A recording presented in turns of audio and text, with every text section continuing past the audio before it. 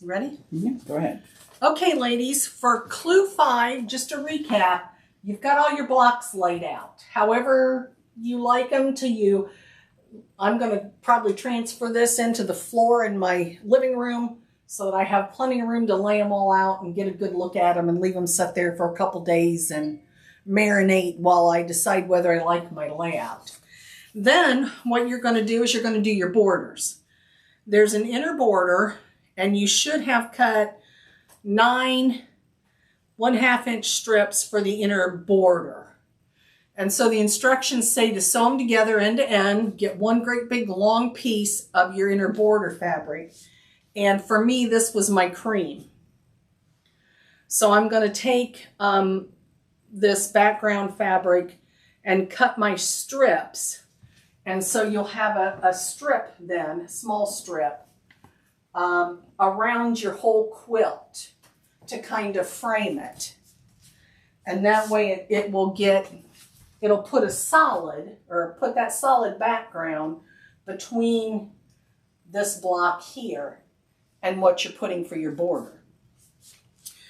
What I think I'm going to do, because I always got to do something different to make life more difficult, I'm going to do my background border fabric, my little cream colored strip.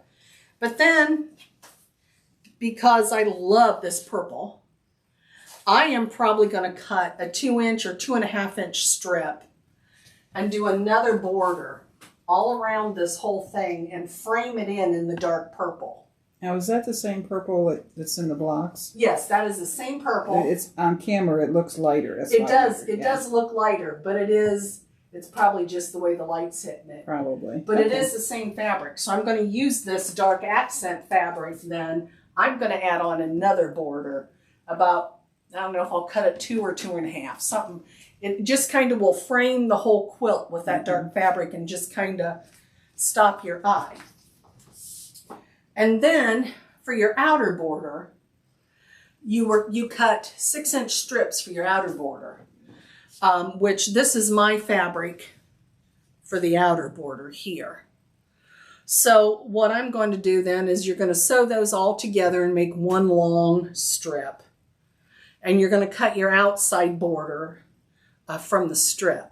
Now, you can do that a couple different ways. One way is you could sit down and measure it. Measure your, I do my top, my bottom borders first, and then put on my side borders last. So you can measure across the top, get your measurement, cut from this strip what you would need for that top border. Or you can do like I do, because I don't want to take the time to screw around with the measuring tape and measure all of it. I'll just take that long strip. I will sew my top border on, iron it down, flip it over on the cutting mat, and trim it to size to fit my quilt, top, bottom, and sides. So you can do anything you want with this. I mean, you are all creative. Maybe you don't want a quilt that's going to be like 100 by 100 or 100.5, I think, by 100.5 when it's all done. I'm making this for my sister who has a queen bed, but she has a pretty good drop. Her mattress is thick, and I want it to go clear down long enough to hit the dust ruffle. So that's why I'm probably adding just a little bit more fabric on there with that dark accent fabric, giving me a couple more inches each direction. If you don't want this huge quilt, but you really like the large pattern, make it smaller. Leave some of the blocks off. You could, or make all the blocks. You could end up making 2 couch throws or a couple lap quilts. You know, just divide it in half and make it a smaller quilt, and make it smaller or shorter if you need something bigger because you've got a California king or something, so you need a huge one. Then if you've got extra fabric, all you got to do is just, you know, add some more blocks on the top or the bottom or the width, you know, whatever you want to do. So then get it all, sew all your blocks together, your rows together and then sew your blocks together to make rows and then sew your rows together. A lot of times what I do is I do half. So if I do about 4 rows and then I do about 4 more rows and then join them in the middle. With this one, it's going to be 4 and 5 because you have 9. But at least that way it gets to be a little easier to handle to try to get all of this fabric on a table and under your machine so it's not pulling on the floor. So I'll do part of it and make that one large piece and then make another large piece and then sew those together. So you will want to watch when you sew this together. You want to watch your corners. You want those corners to be crisp, like your corners here. You want them to match up. So you're just going to have to pay attention when you're putting this together and make sure that your corners are matching. So, I mean, you're experienced quilters. You've probably made hundreds of more quilts than I have. You know your own tips, your own tricks. So have fun, and I'll be excited to see at the year-end meeting what everybody's take was for the Irish chain quilt. And if you are taking pictures during the process, please send them to me, Marilyn, and I'll post them on our Facebook page.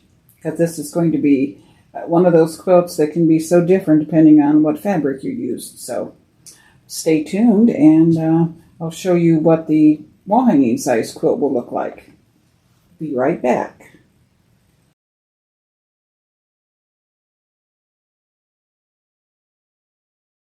Okay. Yeah. Okay, here is what the wall hanging size looks like. Now I can't see, so you have to tell me. Is that good? Oh yeah, that's good. Okay. I'm going to put this down so I can talk to you. What? Hold it back up there though. With this put together, you can really see the chain.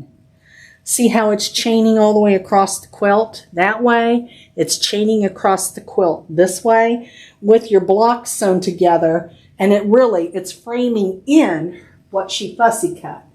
So you can see it's going like this, like this, like this. So it is framing them in kind of a upside down pattern. I can't think of what it's called. But yeah. But what this is, I had 2 panels that I got, I think, at our Missouri Star Quilt bus trip maybe. And I wasn't sure what I was going to do with it. And I, of course, am a cat person. And so I fussy cut the cats off of this panel. And then I needed a second panel to add to it, so I would have 25 cats. So this is what I came up with, but just trying to think outside the box a little bit. I didn't care for my charm pack that I had on hand, and I was looking around trying to decide what I could use and came upon this panel.